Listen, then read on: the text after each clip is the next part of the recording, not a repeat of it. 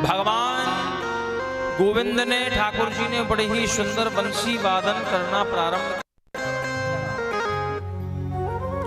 बड़े ही सुंदर बंसी वादन करी है। शरद पूर्णिमा की रात्रि है, जब वह बंसी की धुन सारे ब्रजमंडल में फैली ना, सारे ब्रजमंडल में उस बांसुरी की धुन तो गोपियों के कान में जब पड़ी तो गोपियों को ऐसा लगने लगा जैसे साक्षात गोविंद भगवान हमारा नाम लेके हमें बुला रहे हैं। तो भगवान ने जब बंसी बजाई और गोपियों ने सुनी तो एक गोपी तो अपने अपने अपने पति को भोजन कराना था और गौ माता को चारा डालना था।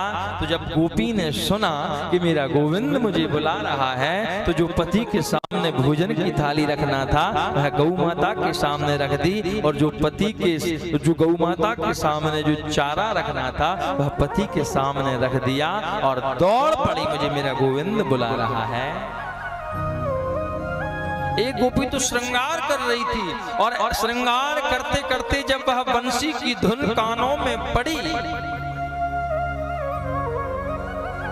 मेरा गोविंद मुझे बुला रहा है, तो उल्टा सीधा श्रृंगार कर लिया। कैसा? बोले होठों में लगाने वाली लाली आंखों में लगा ली और आंखों में लगाने वाला काजल होठों में लगा लिया। उल्टा सीधा श्रृंगार किया, भाव विभोर हो गई, मेरा गोविंद आज मुझे बुला रहा है, और दौड़ पड़ी।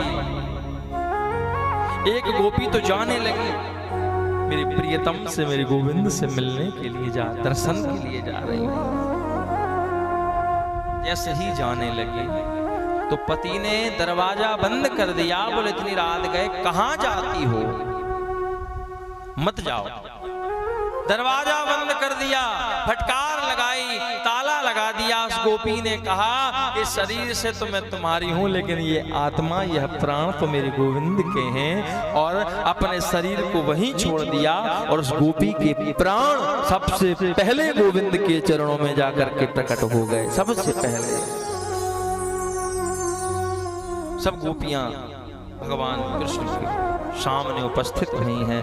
हजारों लाखों गोपियां हैं, उन गोपियों में परम भागवता श्री राधा रानी भी विद्यमान हैं। श्री राधा रानी का नाम भागवत जी में नहीं आया। राधा रानी का नाम भागवत जी में वर्णन नहीं है। क्यों नहीं है? क्या कारण है इसका? भगवान कृष्ण की आह्लादनी शक्ति है राधा रानी, और राधा रानी का नाम क्यों नहीं आया भागवत में? एक जगह लिखा है, वो भी राधा नहीं लिखा, राधसा। तो भैया जब आह्लादनी शक्ति है तो नाम क्यों नहीं आया? बोले नाम नहीं इसलिए नहीं आया क्योंकि जो सुखदेव जी हैं, जो भागवत के सबसे पहले कथावाचक हैं, सुखदेव जी महाराज जिन्हें राजा परीक्षित को कथा सुनाई, वह सुखदेव जी राधा रानी को अपना गुरु मानते हैं। और जब जब राधा रानी का नाम लेते ना, तब तब उनकी समाधि लग जाती है हजारों साल की। तो सुखदेव जी ने सोचा मुझे परीक्षित को 7 दिन में कथा सुनाना, और 7 दिन में परीक्षित का उद्धार होना चाहिए। अगर मैंने राधा रानी का नाम ले लिया तो हजारों साल की मेरी समाधि लग जाएगी, और अगर समाधि लग गई तो परीक्षित का उद्धार कैसे होगा? इसलिए सुखदेव जी ने सोचा कि राधा रानी को मैं मन में क्यों ना स्मरण रखूं, मन में स्मरण रखूं, और राधा रानी का नाम इसलिए भागवत में सुखदेव जी ने नहीं बोला।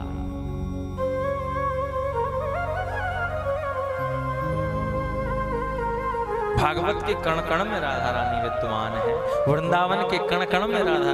अरे आप जाकर के वृंदावन में देखो तो हर कण कण में राधा राम विराजमान है।